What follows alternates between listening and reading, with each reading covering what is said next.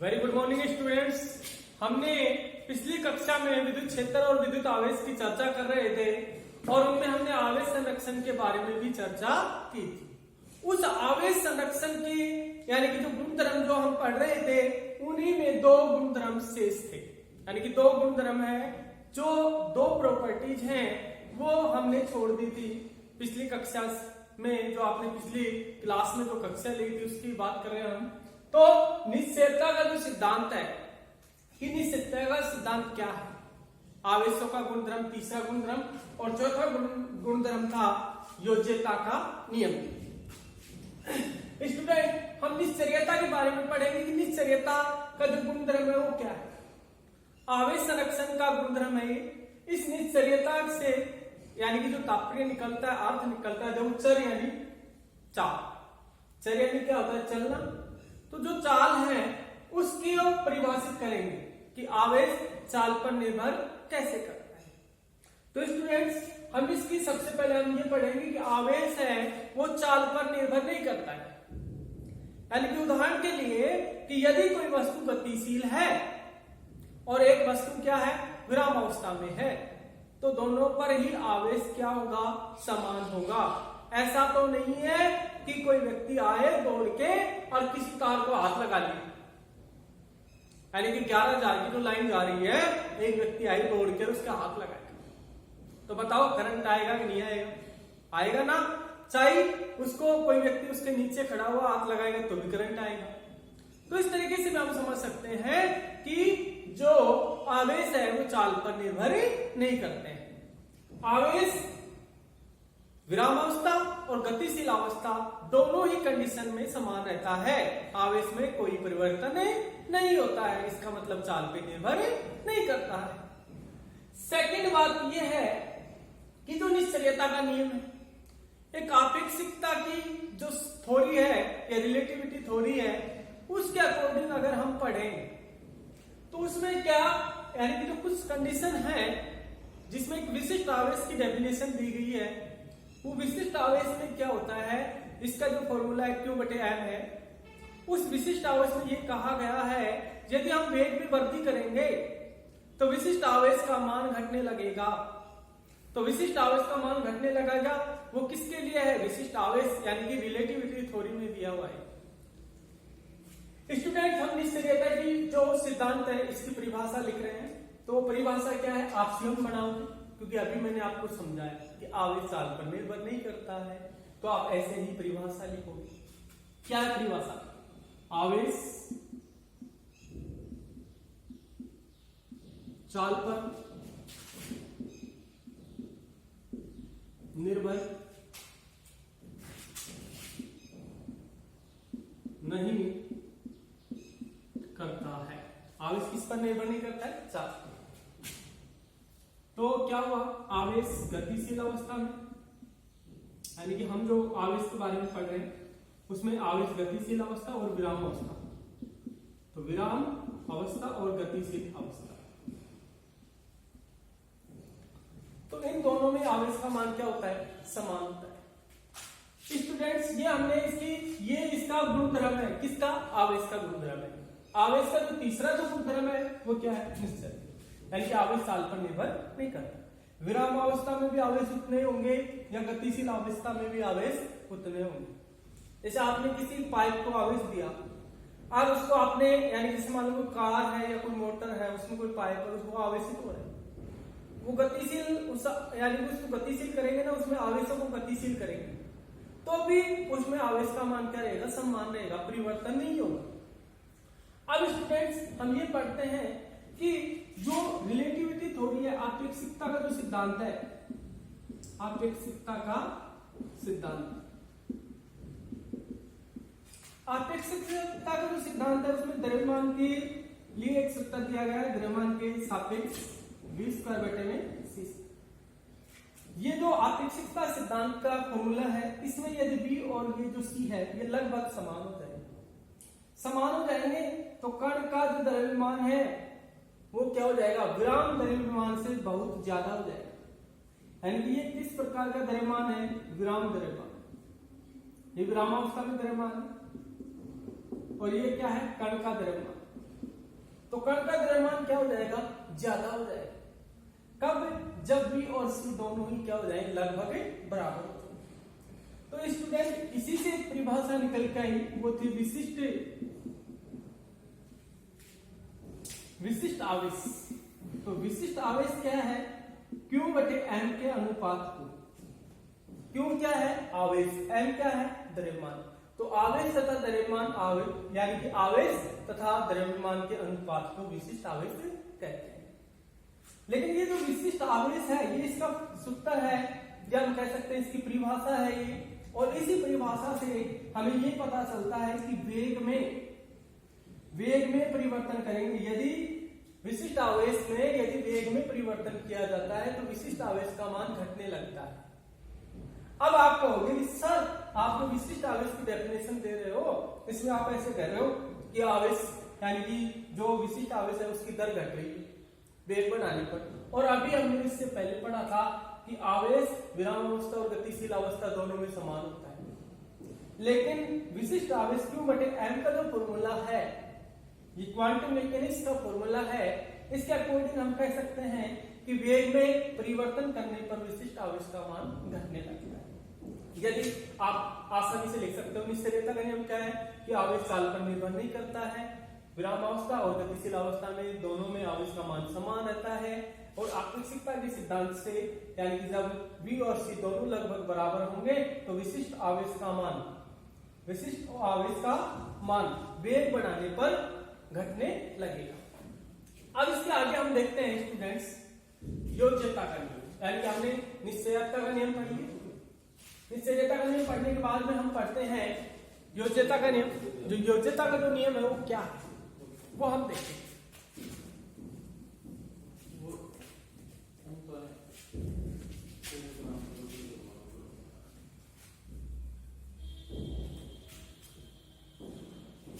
अब देख रहे योज्यता का जो नियम है वो क्या, यानी कि नंबर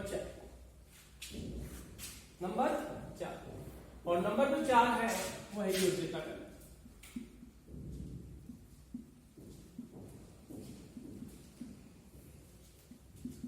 स्टूडेंट ये जो योज्यता का नियम क्या है, देखो योज से बना है योग, ये योज है, इससे क्या बन गया योग, तो इसका मतलब आवेशों का योग।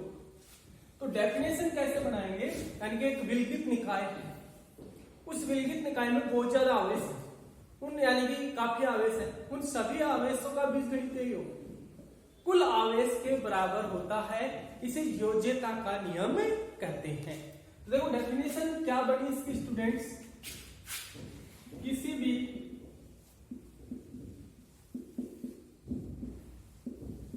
विलगित निकाय में आवेशों का बीजगणितीय योग सदैव कुल आवेश के बराबर होता है। कैसे, जैसे अपने पास ये कोई विलगित निकाय, क्या ये कोई विलगित निकाय, इसमें जैसे ये आवेश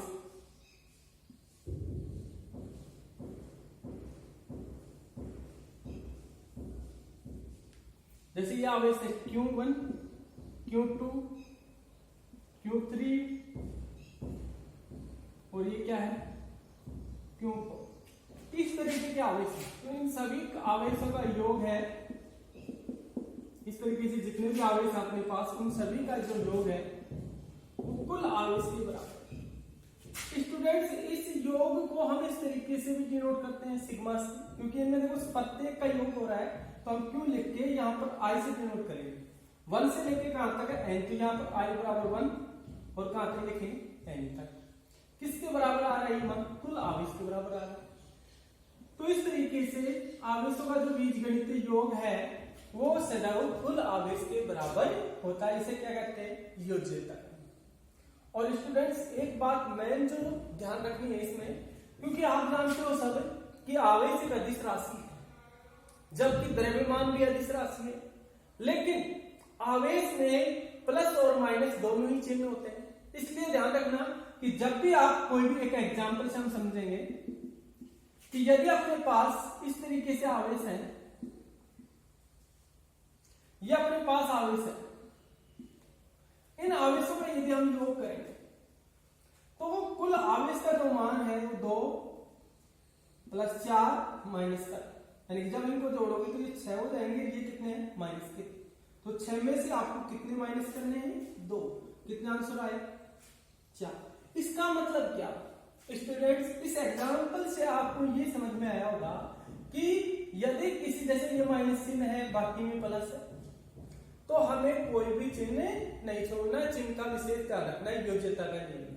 अगर कूलम्ब तक माइनस आवेश है तो माइनस लिखना है, प्लस है तो प्लस लिखना है। और ये क्या कंडीशन है कि योज्यता के नियम में कि विलकित निकाय में बीजगणितीय आवेशों का योग कुल आवेश के बराबर होता है। ये योज्यता का नियम था जो आपने पढ़ा है। बिल्कुल सिंपल है, आप लोग योज से योग बस इतना भी लिख सकते हो आप, बीजगणितीय योग यानी आवेशों का बीजगणितीय योग कुल आवेश के बराबर होता है, ये लिख सकते हो आप। डेफिनेशन ये डायग्राम के आप ये जो आपने जो चित्र बनाया इसके अकॉर्डिंग आप समझा सकते हो, ये थोड़ी आप लिख सकते हो। ये है योज्यता का नियम। अब स्टूडेंट्स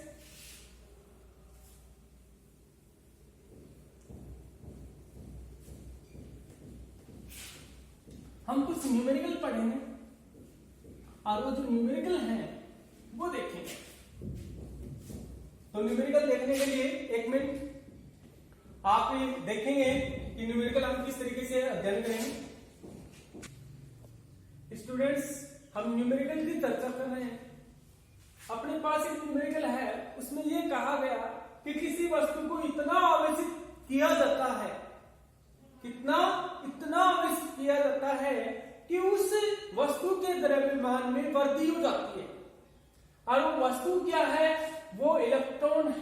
यानी कि जैसे आप जानते हो कि हमने किसी वस्तु को इतना आवेशित किया, यानी आवेशित कब होती है जब इलेक्ट्रॉन दोगे, तो हमने उसको इलेक्ट्रॉन इतने दिए कि उसके द्रव्यमान में वृद्धि हो गई।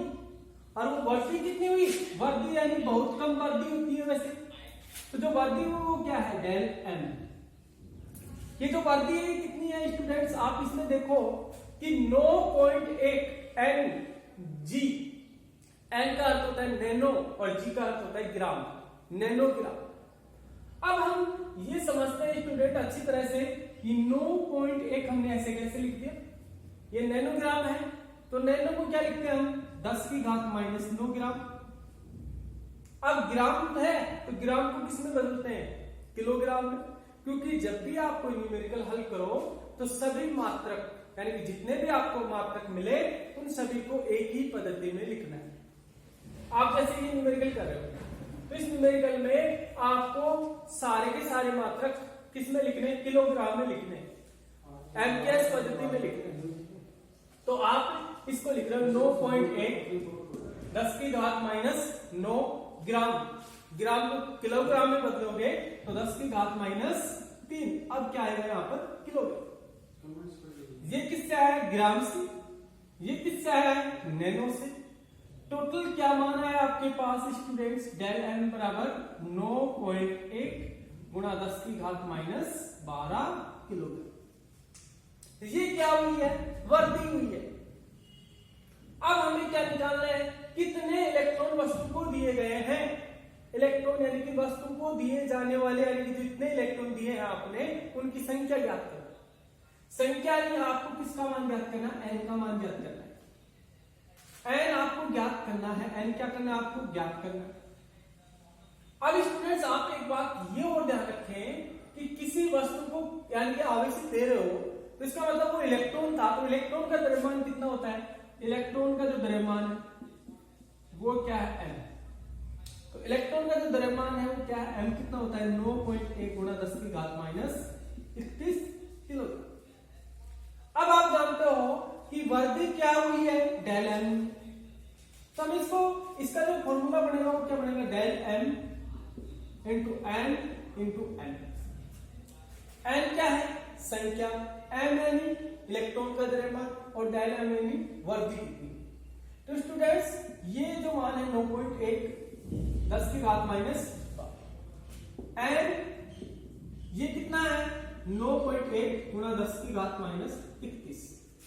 स्टूडेंट्स हमें n का मान निकालना है तो ये वैल्यू हम इधर लेके जाएंगे यानी इसके बटे में लेके जाएंगे। तो 9.8 10 की घात माइनस 12 9.8 10 की घात माइनस 31 बराबर किसका मान आ रहा है n का। ये संख्या इससे कैंसिल, ये माइनस के 12 है तो माइनस के 12 तो इसमें से घट जाएंगे, यानी कि ये जो माइनस 12 इसमें से कम करेंगे, यानी कि ऐसे नहीं कि आप माइनस करोगे, यानी कि जैसे इससे कैंसिल होंगे तो यहाँ पर कितने बचेंगे वो हम देखेंगे। तो यानी कि यहाँ पर कितना रहेंगे माइनस के 19। अब अपने पास जो मान आ रहा है वो n बराबर कितना आ रहा है 1/10 की घात माइनस 19। इसको जब हम पक्षांतर यानी ऊपर लेके जाएंगे संख्या को तो 10 की घात प्लस, तो यानी ये अपने पास किसका मान है n का मान है। हमें क्या पूछ रहा है कितने इलेक्ट्रॉन है, वस्तु को कितने इलेक्ट्रॉन दिए गए हैं वो हमने ज्ञात कर लिया। तो n का मान आपने ज्ञात कर लिया आसानी से। अब देखो सेकंड क्वेश्चन क्या कह रहा है, आवेश का मान यानी कि आवेश का मान ज्ञात करो और उसकी प्रकृति बताओ कि आवेश की प्रकृति क्या है, कि आवेश धनात्मक है या ऋणात्मक है। तो सबसे पहले आवेश का मान ज्ञात करेंगे। तो आवेश का मान ज्ञात करने के लिए आपके पास फॉर्मूला क्या है, Q बराबर प्लस माइनस एन ई। किसके नियम से, ये क्वांटिकत के नियम से। आप सब जानते हो E क्वांटम आवेश है। E क्या है, क्वांटम आवेश जिसका मान होता है 1.6 गुणा 10 की घात माइनस 19। अब आपको Q का मान आवेश का मान ज्ञात करना है। तो n का मान कितना दे रखा है 10 की घात 19 और आवेश 1.6 गुणा 10 की घात माइनस 19। अब स्टूडेंट्स आपको ये बात ध्यान रखना है कि जब आप इसको हल करोगे तो इसमें जो वैल्यू है जो भी आपकी आएगी वो आप रखो। तो ये कितना जो मान आ रहा है 1.6 कूलम, आवेश का मान कितना है 1.6 कूलम है। आवेश का मान आपने ज्ञात कर लिया। अब इसकी प्रकृति बताओ। प्रकृति कैसे बताओगे, आपने किसी वस्तु को इलेक्ट्रॉन दिए हैं तो जब भी किसी वस्तु को इलेक्ट्रॉन दे रहे हैं हम, इलेक्ट्रॉन देने पर वो वस्तु क्या हो जाती है, ऋण आवेशित हो जाती है। यानी कि वहां पर यानी कि इलेक्ट्रॉन दे रहे हो आप लोग तो इलेक्ट्रॉन की अधिकता हो जाती है, और जब इलेक्ट्रॉन की अधिकता हो जाती है किसी वस्तु पर तो वहां पर ऋण आवेश उत्पन्न होता है। यह हमने आपको थ्योरी में पढ़ाया था, तो इसलिए आप स्वयं भी बता सकते हो इसका आंसर वो क्या है, ऋणात्मक प्रवृत्ति या ऋणात्मक प्रकृति। कैसी प्रकृति है इसकी, ऋणात्मक। बोलो स्टूडेंट्स, सिंपल सा न्यूमेरिकल है। अब हम सेकंड न्यूमेरिकल के बारे में पढ़ेंगे। वो जो सेकंड न्यूमेरिकल है वो क्या है ये देखिए। आप लोग स्क्रीनशॉट ले लेना, ठीक है, और नेक्स्ट न्यूमेरिकल देखेंगे। सेकंड न्यूमेरिकल है अपना, एक कप यानी कि एक कप जल में कितनी मात्रा में धन तथा ऋण आवेश होते हैं। यानी कि अपने पास एक कप है, ये कोई कप है, क्या ये कोई कप है, और इस कप में हमने क्या बना रखा है, जल के अणु। अब आपको मालूम है कि एक कप यानी कि एक कप है उसमें जल डाल रखा है, तो जो जल की मात्रा है वो लगभग यानी कि इसमें 250 ग्राम तक आता है। यानी कि कप की जो मात्रा मानी गई है वो 250 ग्राम। अब स्टूडेंट्स यानी कि एक कप जल में कितनी मात्रा में धन तथा ऋण आवेश होते हैं, हमें ये यानी कि धन और ऋण की संख्या ज्ञात करनी है। उससे पहले हम धन और ऋण की संख्या ज्ञात करें, इससे पहले हमें यह पता लगाना है कि एक कप जल, तो सबसे पहले हमें अणुओं की संख्या ज्ञात करनी पड़ेगी कि एक कप में कितने जल के अणु हैं। तो अणुओं की संख्या ज्ञात करने के लिए आपके पास एक फॉर्मूला है, तो हम लिख रहे हैं एक कप में जल के अणुओं की संख्या ज्ञात करनी पड़ेगी। तो वो संख्या क्या है, n, और फॉर्मूला क्या है, m बटे एम इंटू एन ई।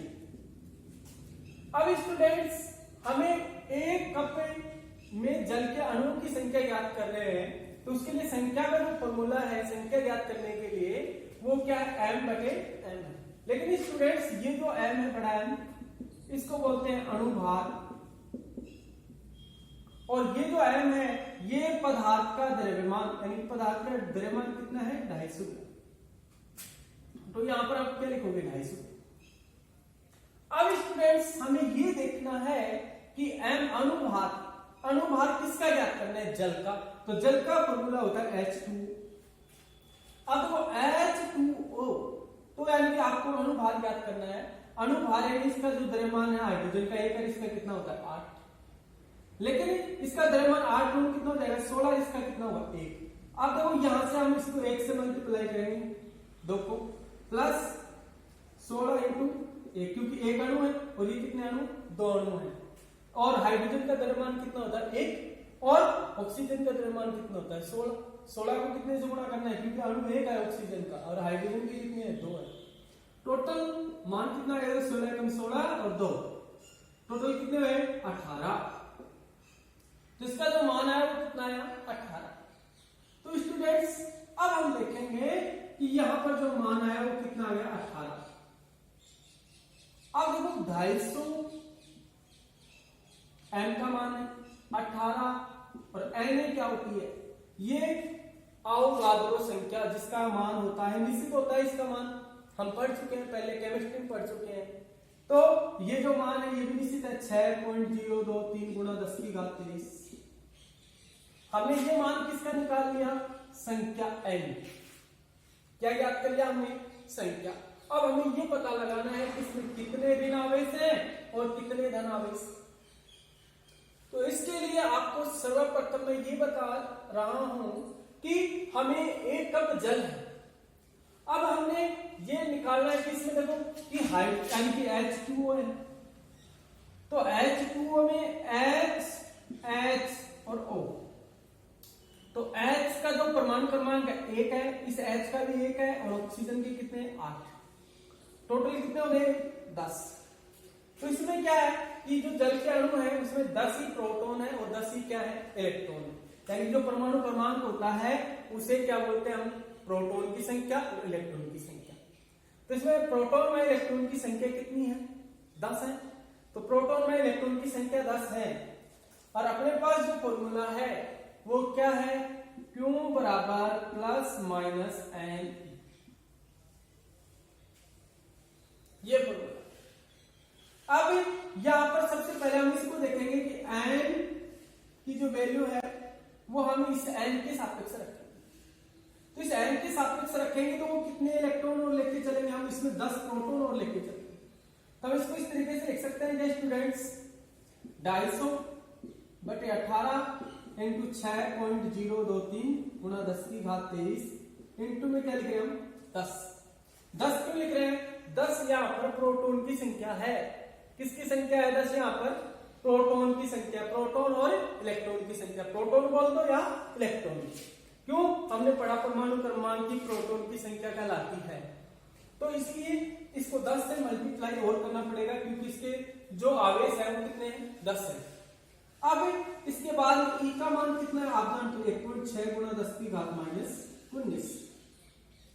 अब देखो स्टूडेंट्स हम इसको यानी कि 23 और ये -19, तो यहां से अगर हम देखेंगे तो यहां पर केवल अपने पास जो मान आएगा वो 250, 18, 6.023 और ये कम करेंगे इसमें 10 की घात 23 है और ये 10 की घात है -19। तो यहाँ पर जो घाते हैं वो कितने बचेंगे, वो 3, तो ये एक्स्ट्रा है सीधा सा, और इसमें एक और एक्स्ट्रा है तो 10 की घात 4 एक्स्ट्रा होगा और 10 1.6।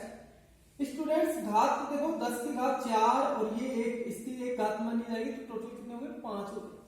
अपने पास जो मान आ रहा है यानी कि जब इसकी कैलकुलेशन करेंगे तो लगभग जो भी मान आएगा वो अपना 1.37 इंटू 10 की घात 7 ये लगभग आएगा। यानी कि हमें इसकी कैलकुलेशन करनी है और बिना कैलकुलेशन के हमें कोई भी आंसर नहीं लिखना है। इसलिए विशेष ध्यान रखना, तो इस पर आवेशों की जो संख्या है, धन या ऋण आवेश होंगे, वो कितने होंगे? 1.7 × 10⁷ कूलाम होंगे। स्टूडेंट्स, इस बात का आप ध्यान रखना कि एक कप होता है, कप में जल है, जल की मात्रा कितनी है? 250 ग्राम, और 250 ग्राम है, इसमें जल लिया, तो जल के अणु क्या है? जल के अणु, जल का जो रासायनिक सूत्र क्या है, फॉर्मूला क्या है? H2O है। H2O में HO, ऑक्सीजन कितना है? परमाणु क्रमांक 8 है, हाइड्रोजन का 1 है, हाइड्रोजन का 1 है, तो टोटल प्रोटॉन की संख्या कितनी हुई? 10 हुई। तो जल के अणुओं में प्रोटॉन की संख्या 10 और इलेक्ट्रॉन की संख्या भी कितनी है? 10। और स्टूडेंट्स, इसी प्रकार हमने प्रोटॉन और इलेक्ट्रॉन की संख्या को यहाँ नोट किया है। ये जो 10 लिया हमने, किसके लिए लिया है? ये प्रोटॉन की संख्या। तो इस तरीके से हम ये न्यूमेरिकल को हल करेंगे। बिल्कुल इजी न्यूमेरिकल है और आप लोग इसको सॉल्व कर लोगे। ठीक है, अब हम नेक्स्ट पढ़ेंगे कूलाम का नियम। कूलाम का नियम क्या है?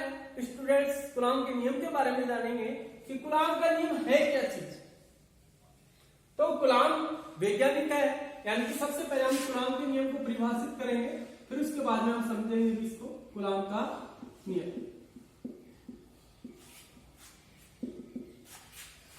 तो वो फ्रांस के वैज्ञानिक थे, 1785 में ये नियम प्रतिपादित किया गया है। और किसकी सहायता से? यानी कि हम कह सकते हैं एटन बल आता है ना, एटन, तो एटन तुल्य का परिणात्मक प्रयोग है। परिणात्मक प्रयोग से ये नियम दिया गया, यानी कि 1785 में दिया गया, एटन तुल्य के परिणात्मक अध्ययन से दिया गया है। लेकिन नियम क्या है? क्योंकि अपने सिलेबस में तो इतना ही है, कूलाम का नियम क्या है? तो वो नियम ये है, दो स्तर आवेशों के मध्य लगने वाला आकर्षण या प्रतिकर्षण बल। क्योंकि आवेश प्लस भी होता है और माइनस भी होता है, तो आवेश धनात्मक भी होता है और ऋणात्मक भी होता है। तो इसलिए जो नियम है वो क्या है? दो स्तर आवेश, यानी कि आवेश कैसे है? स्तर है। ये Q1 और Q2 क्या है? स्तर आवेश है। या हम इसको बिंदुवत भी ले सकते हैं, बिंदुवत आवेश भी हो सकते हैं यहाँ पर। अब देखो, इनके मध्य दूरी क्या है? R है, और इन पर एक दूसरे पर जो बल लग रहा है वो क्या है? वो है F। Q1 Q2 पर बल आरोपित कर रहा है, और Q2 किस पर आरोपित कर रहा है? Q2 Q1 पर और Q1 Q2 पर। तो जो बल आरोपित कर रहा है वो F है। तो कूलाम का जो नियम है वो क्या है स्टूडेंट्स? दो स्तर आवेश। आप इस फॉर्मूले से डेफिनेशन लिखोगे, क्या लग रहा है? ये आकर्षण या प्रतिकर्षण बल। क्योंकि ये आकर्षण बल भी अनुभव करता है, ये दोनों की तरफ खींचे जा रहे हैं, तो आकर्षण बल भी लग सकता है इसमें, और प्रतिकर्षण बल भी लग सकता है। तो हम लिखेंगे दो स्तर आवेशों के मध्य लगने वाला आकर्षण या प्रतिकर्षण, आकर्षण या प्रतिकर्षण बल, आकर्षण या प्रतिकर्षण बल है किनके? दोनों ही आवेशों के गुणनफल की। तो हम क्या लिखेंगे? दोनों आवेशों के गुणनफल के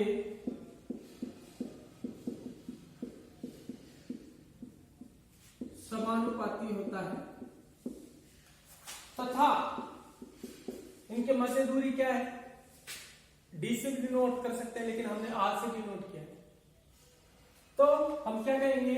समानुपाती होता है, तथा उनकी मध्य दूरी के वर्ग के व्युत्क्रमानुपाती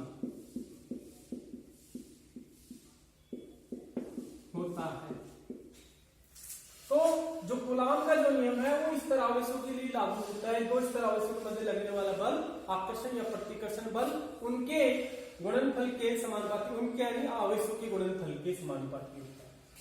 तथा बीच के दूरी के वर्ग के व्यक्तमानुपाती होता है। तो आपने इसमें जो लिखा है वो आप थ्योरेटिकल लिखा है, लेकिन आप डेरिवेशन के रूप में लिखोगे तो F समानुपाती क्या लिखोगे, Q1 Q2 इक्वेशन फर्स्ट, और F व्यक्तमानुपाती 1/r²। समीकरण नंबर क्या है 2। आप क्या लिखोगे, समीकरण 1 में 2 से, समीकरण 1 में 2 से देखोगे आप लोग तो क्या आएगा आपके पास F समानुपाती Q1 Q2, क्योंकि दोनों ही बल के समानुपाती है कि नहीं है, तो हम इस पैसे लिख सकते हैं। जैसे हम इसका समानुपाती, ये कोई नियतांक समानुपाती है, नियतांक है, इसको हम हटाएंगे तो F के Q1 Q2 बटे में r²। क्यों समानुपाती नियतांक नहीं, ये समानुपाती है, इसको तो हटाना पड़ेगा हमें, और जिसका नियम दे रहे हैं उसी का ही नियतांक लगाना पड़ेगा। तो जब हम ये समानुपाती चिन्ह हटाएंगे तो यहाँ पर एक नियतांक लगेगा, क्या नाम है उसका, कूलाम का नियम है, तो नाम क्या होगा के का, कूलाम नियतांक। अब स्टूडेंट्स मेन बात ये है कि जो कूलाम नियतांक है इसका मान होता है 9 × 10⁻9 न्यूटन मीटर स्क्वायर प्रति कूलाम। ये जो मान है गणितीय कैलकुलेशन में, इसका एक और मान है 1/4πε0 भी है इसका। और आपको ये भी बता देते हैं जो कूलाम है, जो नियतांक है, इसकी कुछ विशेषताएं हैं, यानी कि इसकी प्रॉपर्टीज हैं, यानी कि ये हर चीज के लिए लागू नहीं हो सकता, इसलिए इसकी कुछ निर्भरताएं हैं जो डिपेंड करता है ये किसी माध्यम पर, यानी कि तो ये हो गया इसका माध्यम, माध्यम की प्रकृति कैसी है, जैसे F sin 0 है ना, तो मान लो आपने ये लिख दिया गलती से, तो ये चेंज हो गया ना इसका माध्यम, तो इसका मतलब ये माध्यम पर निर्भर करता है, आप चेंज नहीं कर सकते। सेकंड कंडीशन, इसकी मापन पर भी निर्भर करता है। किस पर निर्भर करता है, मापन की पद्धति, मापन की पद्धति। जैसे माइक्रो कूलाम है, आपने कूलाम में गलती से लिख दिया तो आपका मान है वो क्या आएगा, गलत आएगा। इसलिए के नियतांक है वो किस पर निर्भर करता है, मापन की पद्धति पर। जैसे आपने कोई मात्रक ली, सेंटीमीटर से मीटर में ले ली, लिखने थे आपको मीटर में, और आप लिख रहे हो किसमें, सेंटीमीटर में लिख रहे हो, तो जैसे सेंटीमीटर में लिखोगे तो क्या होगा, आंसर ही गलत आ जाएगा। तो इसलिए ध्यान रखना कि कोई भी न्यूमेरिकल करते हैं तब एमटीएस पद्धति के मात्रक काम में आते हैं। इसलिए हमने इसकी निर्भरता पढ़ ली, के का मान ज्ञात कर लिया। और जो कूलाम नियम है इसमें देखो r², तो ये ध्यान रखना कि किसके, यानी कि जैसे F और R दोनों में संबंध क्या है, व्यक्तमानुपाती का है, इसका जो ग्राफ है वो व्यक्तमानुपाती बनेगा। लेकिन यदि ये ग्राफ 1/r² के मध्य F और 1/r, तो इसका अर्थ क्या होता है, समानुपाती। लेकिन कई स्टूडेंट इस चीज को नहीं देखते हैं, वो ऐसे देखते हैं कि R लिखा हुआ, और R लिखते ही वो सोचते हैं कि व्यक्तमानुपाती ग्राफ बनता है, और वो कैसा ग्राफ बना देते हैं, ऐसे ग्राफ बना देते हैं। लेकिन 1/r है और ये इसका संबंध क्या है, इसके समानुपाती है 1/r²। तो इसके लिए ग्राफ भी कैसा बनेगा, समानुपाती। ठीक है स्टूडेंट्स, नेक्स्ट हम पढ़ेंगे कूलाम नियम की परिभाषा।